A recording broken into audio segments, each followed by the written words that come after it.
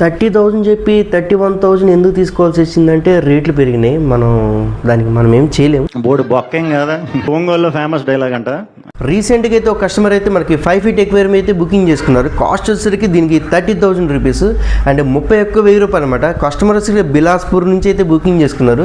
Customer ఈ aquarium కోసం 2 months నుంచి వెయిటింగ్ చేశారు. బ్లాక్ కానీ వైట్ కానీ రిక్వైర్మెంట్ అడిగారు.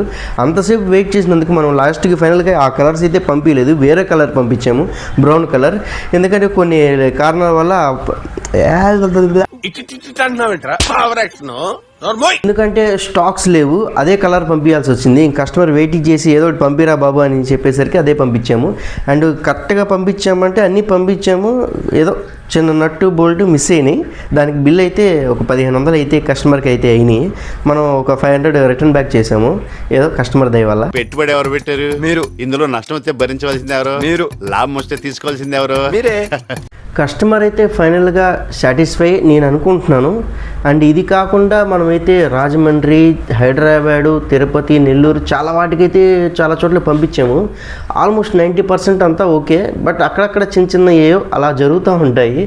అవన్నీ పట్టించుకోమాకండి, పట్టించుకోండి, ఏదో చేయండి. చూసారా సార్ డబుల్ యాక్షన్, పరమ దుర్మార్గుడు సార్ వీడు. ఏ సైడ్ సార్ వీడిని